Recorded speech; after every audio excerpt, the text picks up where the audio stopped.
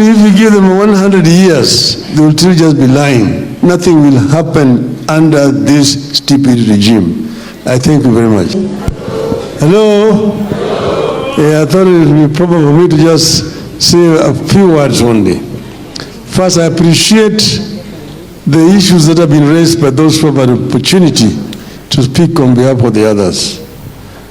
All of them actually point out one thing, that things are not going in the right direction in our country.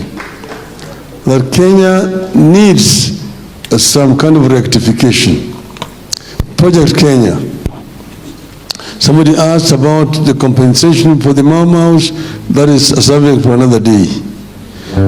But I want to say that, throughout the history of our country, there have always been two forces pulling in two opposite directions. There are the protests for change and development, the forces for retention of the status quo. Those who have been fighting to retain the status quo. Even when people were fighting for independence, those whose intention was basically to remove the colonial system, remove Azungus, and bring in an African regime, and use those powers which the colonialists were using to oppress the natives, use it themselves as Africans to lord it over fellow Africans. That's why when the Mzungu went, they said, Wazungu weusi wameingia. They came in, they transplanted the colonial system, and then themselves became the colonizers. They're using the very same system that the British were using to oppress the African people. They're using it to oppress the fellow African people. But those who said they wanted to make independence meaningful, people were fighting against colonialism because colonial system was ruthless, was alien, was dictatorial. They wanted to replace it with a system that was more responsive to their needs. A system that will be more humane. A system that will enable them to realize their dreams.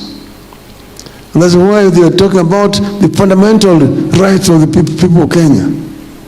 The right to life. The right to food. The right to shelter. The right to health. The right to education. So the fundamental human rights of our people. And if you can guarantee those rights, Kenya can prosper. So we have seen this before. The first regime came and went. The second regime came and went. Under the first regime, there was an attempt to allow people to get into the economy of this country. So a kind of an African middle class was emerging, but it was still very small. The major part of middle class was still very much alien. The second class that came, the second regime, tried to suppress that emerging African middle class and create what is called the comprado bourgeois, comprado regime, commission agents. Those regime was just to let a commission happen. It impoverished our people completely. The third regime tried, and there was a clear vision. That's why that regime came up with the Vision 2030.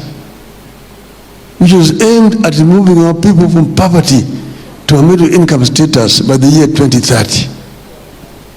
And this is a clear vision for the first time. I am happy to have been the part and parcel of coining that Vision 2030.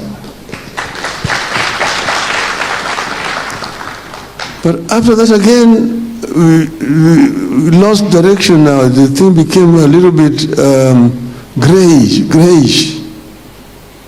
Now we've come back to the dark era trial and error. Everything goes. You can come here and lie, sell the lie here. Hii tutafanya hii, tutafanya hii, tutajenga hii, tutafanya hii, tutafanya hii. Everything tutafanya. Kesho hii panya hapa, panya hapa. All the times, just promises and promises. They say this gentleman lies all the times, and all the times, and that is, si gentleman hiyo. Even if you give them 100 years, they will still just be lying. Nothing will happen under this stupid regime. I thank you very much. All right.